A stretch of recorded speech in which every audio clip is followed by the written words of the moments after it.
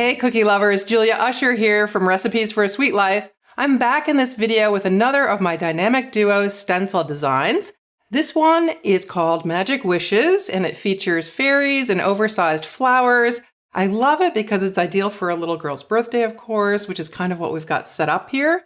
But the inspirational messages in it make it perfectly suited also to an older woman's birthday, promotion, retirement, basically any kind of occasion where you want to do something nice for a special girlfriend. Just a little bit on the inspiration behind this set. I like to give people a little bit of that context.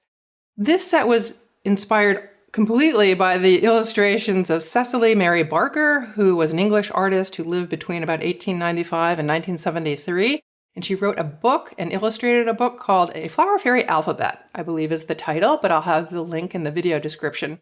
And the illustrations are super gorgeous, just lavish and detailed and just over the top. And so I tried to convey that in the choice of these oversized flowers and these fairies kind of dancing amongst them.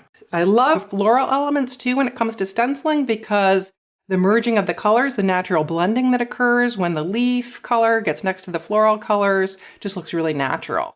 So let's talk about what we'll need to do this project. Basically, you'll need some already iced cookies. You want to make sure that icing is dry all the way through because we'll be applying some pressure as we stencil. We'll need my Dynamic Duos design called Magic Wishes, of course. And as with all of my Dynamic Duo sets, these designs are comprised of two complementary sets. One background set that contains lots of the visual elements, in this case, the fairies and the flowers, and I'll dig into them and show you them later. This is a sneak peek, I should say. These are the big oversized flowers that are in the set, and these fairies can be superimposed on top by using different masking elements. So those are all in the background set. The second set that comprises the pair is the message and frame set, and I won't take all these out, but this is also a multi-component set consisting of masks, messages, and frames that allow you to layer some of those fun messages that I talked about on top of the fairies and flowers. Now, to get the stencils and the airbrushing through the stencils without getting a lot of airbrush coloring underneath the stencil, you need some things to keep those stencils in place. I often work with the stencil genie or stencil frame, which you snap the background stencil into. If that's not enough, I'll additionally tape down some of the masks with masking tape or weight them down with magnets. I often also introduce my trussing needle or turkey lacer to hold selective areas of the stencil down as I'm stenciling around them. So you want to have one of those always on hand. Now we're going to be adding a lot of fun dimensional elements to these stencils. I won't be strictly stenciling directly on the cookie. I want to add some dimension, and this stencil is perfect for it. So we're going to be making some very ethereal wafer paper wings. Again, stenciling out the portion of the fairy that's just the wing, cutting it out of wafer paper, and then gluing it on top of the cookie. So for that, we need some wafer paper. We need some Fabri-Liquid, which is basically a mixture of sugar and water. You could also make your own if you can't find this, to moisten the wafer paper and give it a little curl. We'll need a little bit of corn syrup and a paintbrush to attach the edge of that wing to the fairy. And you might also want some edible glitter. More glitter, the better, to give that wing a little bit of sparkle. And just to give you an example of those pieces, you'll see some here already cut out, but I'll show you how to make those. One airbrushed wing, and here's one of a different shape with a little glitter on that. I don't know if you can pick that up on the camera, but we'll be making those elements out of wafer paper. We're also going to be making a number of elements out of fondant, like the fairies themselves, as appliqués. So here's an example of one all green, which was constructed by rolling out fondant till it was very thin, airbrushing just the fairy part of it, and then trimming her out, and then attaching the wing on top of that. We'll also be making similar fondant appliques for the messages and frames in lieu of airbrushing them directly on the cookie, which you could do as well. But again, I want to give this a little more dimension and overlap some of the elements. The elements in this set are pretty big, so getting some of them as separate pieces allows me to overlap them a little bit more easily than if I were to airbrush them all directly on the cookie. And the last dimensional element we'll make is going to be comprised of two things: royal icing for the center of the flower. Here it is white. I then airbrush it in yellow and orange, and then apply that to wafer paper cutouts of the daisy portion of the stencil to create a dimensional flower. For this video, I'm going to do everything with an airbrush and airbrush colorings. So you're going to need a number of guns preloaded, ideally if you have multiple guns preloaded with coloring. I'm using 7 colors in this particular design. You could use fewer and it'll go a lot faster. I've just got 3 of the guns preloaded here. The other 4 are offset. And then I'll also be using some additional royal icing to stick down some of the elements we just talked about and also to apply some basic borders. So I'll be showing you all of those effects and we'll be layering them all onto one big cookie in the end. But first I want to show you what's in the background set in particular and apply that alone without the message and frame set to a cookie.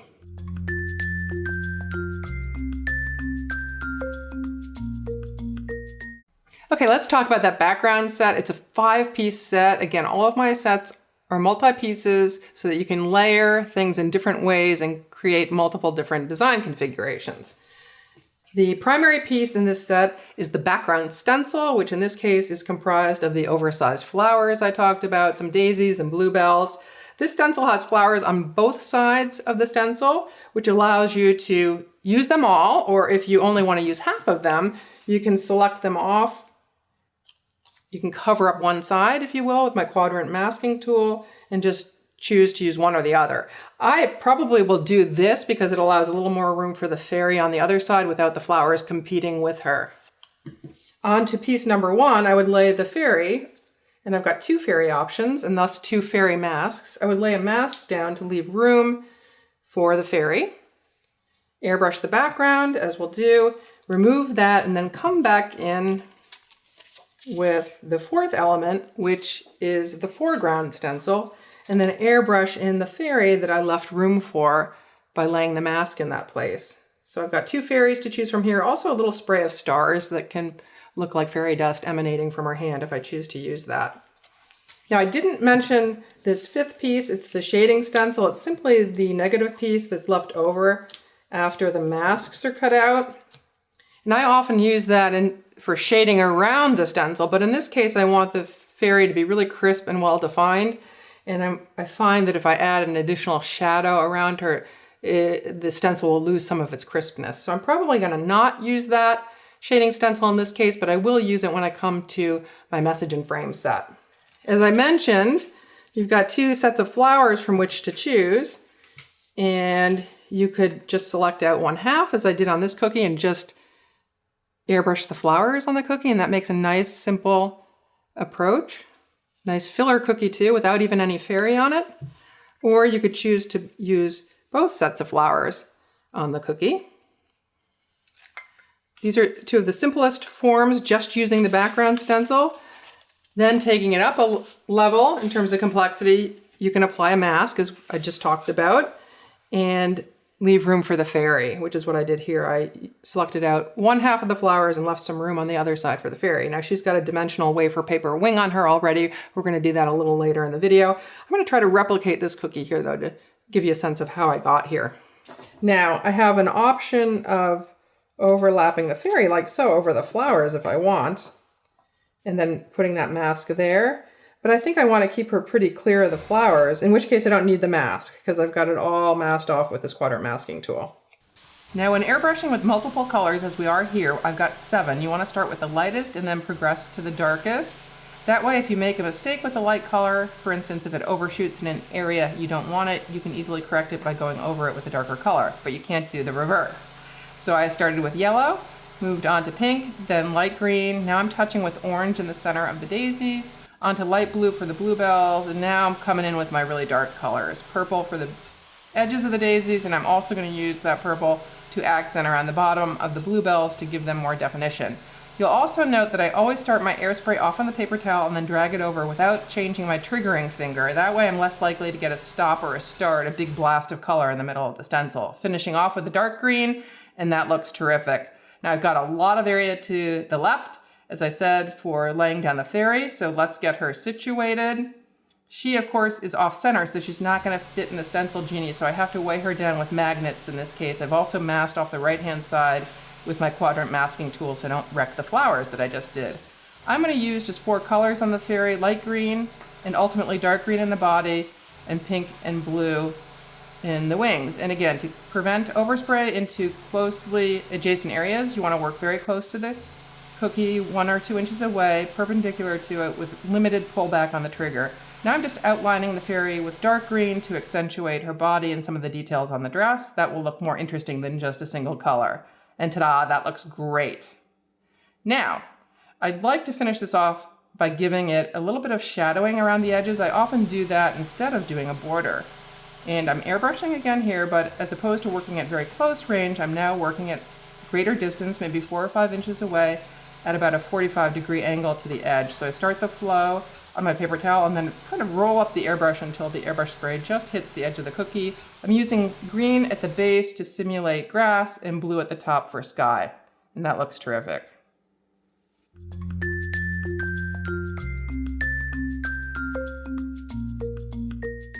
Now I want to talk about how you might layer the message and frame set onto the background. Let's talk first though about what's in that message and frame set. In this case, it is a 5-piece set. It starts with 2 masks that you would lay down on the background to leave room for the message and frame. It's got 4 messages, so they're interchangeable. Some can fit within the same masks. It's got a shading stencil, which is simply the negative piece that's left over after the masks have been cut out. And I often use that, as I said earlier, to create shadows around messages. And I am going to do that in this case because it does look kind of good. It softens the message a little bit and adds a bit of halo effect around it. And then the last piece are the frames. And you can apply the frames before the messages or the messages before the frames. Typically, I'll do the shading, then put down the frame, and then center the message in the frame. That's easiest for me. In the last section, I didn't actually place the fairy mask on the background because I put the fairy way off to the side. In this case, I'm going to use both sides of the floral stencil, and I therefore am going to need to put a mask on it somewhere to leave room for the message so that you don't compete with each other. So I think I'm going to do something like that, where we capture both sides of the flowers and have the message off to the upper left. So I've got my background, once again, in the stencil genie, and I've got my message off to the side. I do need to anchor it in place, and I often just put painter's tape underneath it to secure it in place. I additionally have weighted it here to really make sure those edges are laying flat. Oftentimes magnets aren't enough, however, because they will blow off with the force of the airbrush, so I do like to put a little bit of tape underneath. I'm using my trussing needle as I go around to make sure the stencil is pressed down flush against the cookie. Anywhere it's lifted is an area for airbrush coloring to go underneath, and I'm going to be especially careful about doing that as I airbrush around the message because the edges of that are lifted due to the tape. As before, I'm starting with my lighter colors, yellow, light green, and pink, moving to blue, and then finally ending up with the dark purple and the dark green. Once again, also, my airbrush is at a perpendicular orientation to the cookie, a 90-degree angle. That's to prevent underspray. If you spray at an angle, you're more likely to spray underneath the stencil. And I'm also operating at relatively close range to make sure my coloring doesn't go into areas I don't want it to go into. I'm quite close here, for instance, when I'm doing the purple on these bluebells, 1 or 2 inches away. Just hitting those centers with orange. And now for the last color, my dark green. It's actually an avocado, Americolor color. I'm going to hit the stems to give them a little more definition. And you can see I've got a little space in the upper left to receive that message. Before I actually airbrush the message or frame, I want to give a little shadowing effect. So I'm using the shading stencil here, again weighing it down with magnets. Here I just want a light suggestion of color. So I was airbrushing at about 3 to 4 inches away from the cookie with light blue. And that'll just give a little halo effect around the message and really set it off. Now centering that frame on top of the shadow, I am coming in a bit closer now with dark green to hit the frame. Purple could have looked nice here. I typically use relatively dark colors on the messages and frames so that they really pop. It's not crucial to be super close here because I don't have any adjacent areas that I'm going to put a different color into. I'm doing this all green, but I find I have more control and I get less underspray if I'm very close up and just lightly pulling back on the trigger. And once again, holding it down with magnets and also with my trussing needle whenever I'm airbrushing next to an area. Let's see what that looks like. Nice and crisp and sharp, and that's because I really had it weighted down and was pressing with my trussing needle. Now I'm ready for the final step, which was laying in the message, just centering it in the frame, using the same color just to keep it simple, and airbrushing using the same techniques I've already described. That looks terrific. And once again, I'm going to shade the edges to kind of close it off and hopefully avoid the need for a border, starting first with the green at the bottom, just as we did before, and then progressing to blue at the top.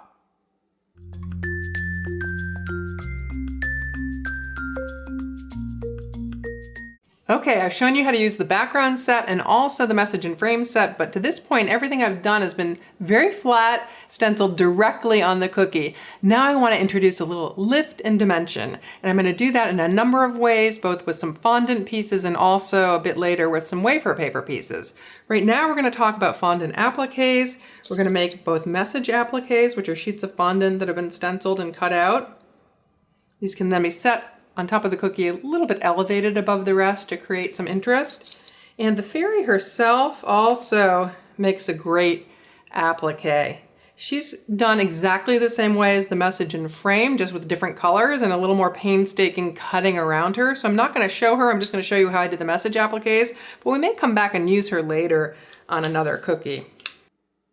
Okay, the first step with fondant appliques is to roll out the fondant. I'm using my pasta machine.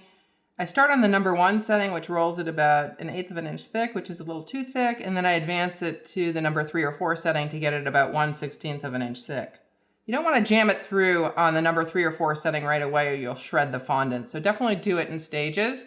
Now I'm cutting it down into more manageable pieces because we'll be individually airbrushing small messages to start, and I'm going to do these exactly the way I airbrushed on the cookie, except I'm using light green or electric green for the shadow here, as opposed to the light blue that I used before. Coming in with the frame stencil, weighing that down, using my avocado green at close range. The key here is to apply the color gradually. You don't want to overload it in any one area or you can get pooling on top and it can go underneath. So go around once, then twice, then maybe 3 times if you want a really saturated color, allowing a little bit of drawing between layers. Same thing with the message here. The openings are really tight, so pooling is likely to occur on top, so you want to airbrush gradually. Now that looks great. While the fondant's still pliable, you want to trim it. If you wait too long, it'll dry and you can crack the fondant and the piece you just airbrushed. So I start with very broad cuts with the edge of my paring knife, and then as I need to get in closer, I might start using the tip of my paring knife, particularly around the bow. It's quite flexible now, but if I let it dry overnight, it'll become quite firm. I told you I wasn't going to do the fairy, but I'm going to show you. It's the same process, laying her down on a piece of rolled fondant, hitting her body with light green and dark green, and the wings with pink and blue. This is the small fairy, which we haven't seen to this point. Trimming her out is going to be a lot more time consuming, so I'm just going to start that process, again, starting with big broad cuts around her and then moving in to the tighter areas with the tip of my paring knife. Sometimes I'll even use my turkey laser or trussing needle, which you see off to the left, to get into really, really tight areas. So I just proceed in that fashion all the way around. With those fondant appliques done, I want to move on to some even more delicate dimensional pieces made of wafer paper. And the wafer paper is so sheer, it's perfectly suited for the fairy wings and also for some daisies that we can add as dimensional interest. I'm going to start with the fairy wings. Create a wing that looks like so, or something like that, and ultimately we are going to be attaching it to that fondant applique we cut out earlier that's now dry. We're going to be attaching it so that the wings do something like that, which will be quite fun. So let's start first with how I got that piece, and again, it's nothing more than an airbrushing exercise. I've got my wafer paper here, which is an edible paper, typically potato starch, water, and a little bit of oil dehydrated. And it's quite brittle. Ordinarily, it doesn't like to bend on its own, so we may be adding a little more bend to it with some other mediums when we're done. So you just want to put it down, and I'm just going to capture the wing that I want to capture. And again, there's a shiny side and a rough side, so we want to put the shiny side up. Typically, you'll get a clearer stencil that way. So I just want to capture this wing here on this fairy, because that's the fairy we're adding the wing to. And I'm going to hit that with pink and blue to match what was done earlier.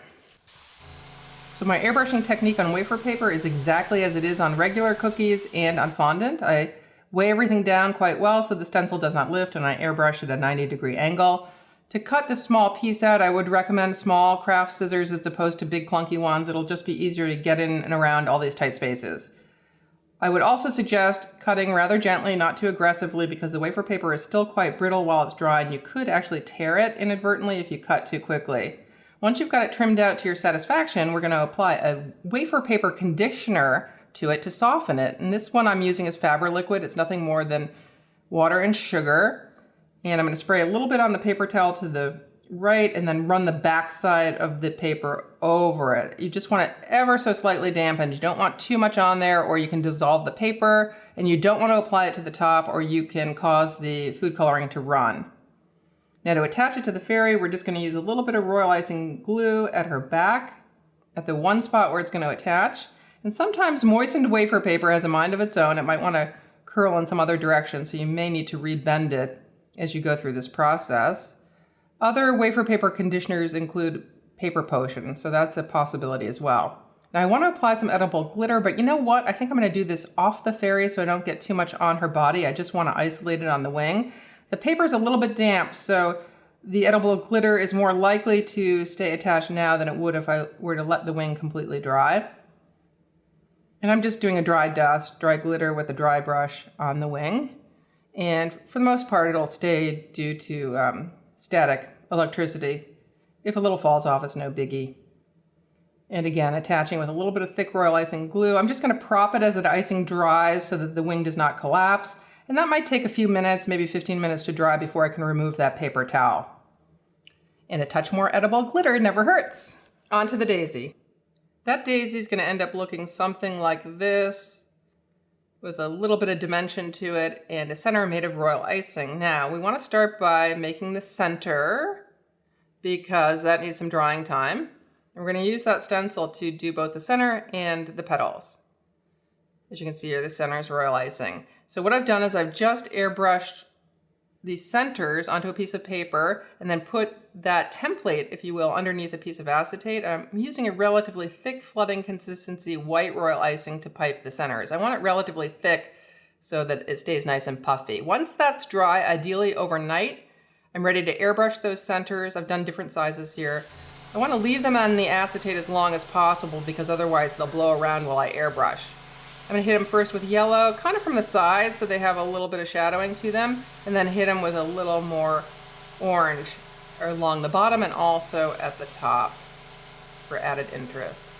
Once the airbrushing is done, you can take a sharp paring knife and just push them off the acetate or peel the acetate away from them. But again, it's nice to leave them on the acetate if they don't pop off on their own because they won't fly around during airbrushing.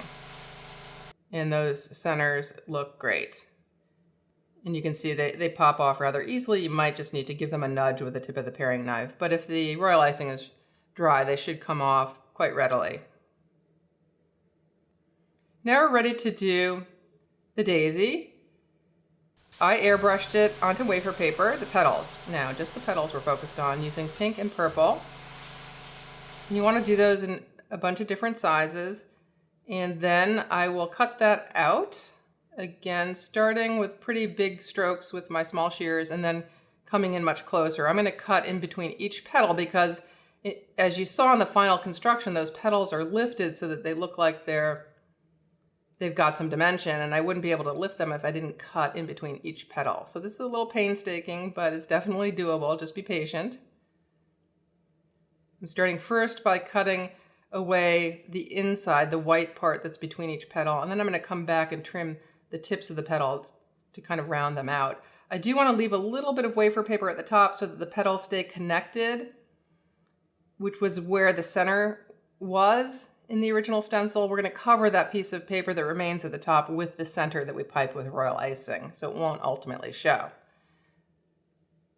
To that point, you see how that center that I piped earlier fits over that area quite nicely. If it doesn't, you can trim back that bit at the top.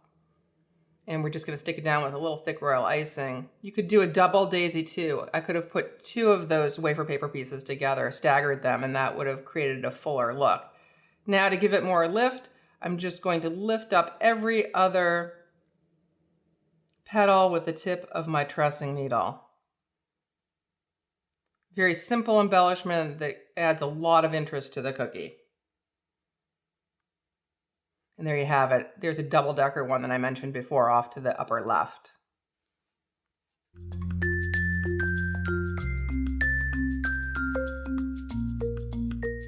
So I finished all my dimensional elements that we're going to layer on top, the wafer paper daisies and wings, as well as the fondant messages and fondant fairies. So I've got a few cookies that I did earlier. This is the very first one I did in the shoot. This is my second one, and this is one I have hanging around. The first thing I want to do is get a little border on each and let that dry a bit, and then we'll start arranging things on the cookies before I commit them to cookie. So I'm going to keep the border really simple, just do dot work. There's so much going on in the center of the cookie, and we're going to be adding even more to it. So I'd like to keep these borders pretty minimal. For dot work or bead work, I use icing of beadwork consistency. Naturally, you'll see the consistency adjustments in a link in my video description, but it's basically a loose royal icing that forms a nice round bead on its own.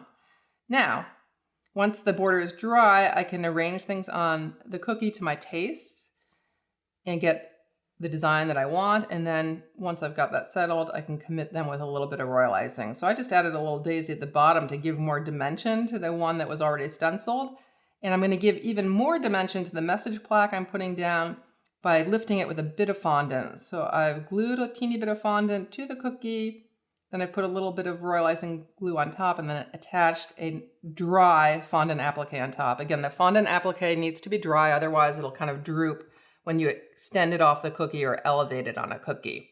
Now let's move on to the second cookie and embellish that a bit. There was a lot of pink in the daisies, so I'm going to put one big purple daisy on that pink one to kind of break up that pink on the other daisies, and then a little bit of edible glitter down the center. Again, this is a dry dusting technique, dry brush on a dry cookie. And since I don't have much near the edge, I can safely border after I've placed those items. If you're going to be hanging elements over the edge, it's always advisable to border first, because if you do it later, it's sometimes tough to get that border in place. And that looks terrific. So the last cookie we're going to embellish is this one, and we're going to use a fairy because we haven't used one yet. And I'm going to use the same fondant trick to elevate this fairy. This is the fairy I did earlier. Her wing kind of dried into a curled position, which looks kind of cool. So to elevate her, I've stuck down that fondant reminder with a little bit of thick royal icing glue, and then I'm going to put a little bit more royal icing glue on top to actually attach to the fairy. I've got two blobs under her because she's rather long. Without the two, she's likely to flop or lean. Pressing her gently into place, and she's looking good. So I just shared with you some of the magic possible with my Magic Wishes Dynamic Duo sets, but I assure you there's lots more magic where this came from. Many, many design variations. Before I let you go, I'm just going to recap some of them. You'll see other designs scrolling overhead as well. I'm going to progress from some of the simpler things you can do with these two sets to some of the more complex, just as a recap. Starting on the simple end here, just lay the background stencil, the floral stencil, and airbrush over it. Here I've used 7 colors. If you wanted to simplify it even further, use Viewer. Stepping it up a notch, but still working with just the background set, I've isolated one half of the flowers and airbrushed a fairy on the other side. She's also got a dimensional wafer paper wing, but still just working with one of the two sets. Now, next up in complexity, still working with the two sets, is this lady here. I stenciled the flowers directly on the cookie, but advanced to a fondant applique for the fairy with wafer paper wings. So it's a little more dimensional than the one I just showed you. Now, moving on to some styles that include both sets. And by both sets, I mean the background set and the message and frame set. This is one of the simpler types where most everything is directly airbrushed on the cookie. I laid a mask, you saw this in the video, which jazzed it up with a little dimensional wafer paper daisy. And then one last, perhaps most complex design, because it uses almost everything in both sets, is this one here. It also makes use of the small fairy, which we haven't seen much of in this video. So to do this cookie, I simply flipped the background set so the flowers are on the opposite side as compared to the previous cookie, airbrushed on the small fairy in 2 colors, embellished her with wafer paper wing, much as we did with the big fairy, and a fondant applique. And there's one additional element that this cookie has on it that none of the others have had, and that's that starburst of fairy dust. You'll see some pink and purple stars that were airbrushed on there. The background set also contains that stencil element, and that's a fun flourish to add as a little bit of extra surprise. And that's a wrap with this video. Just one reminder that all of my stencils can be found on my partner's site, which is confectioncouturestencils.com. Till next video, live sweetly.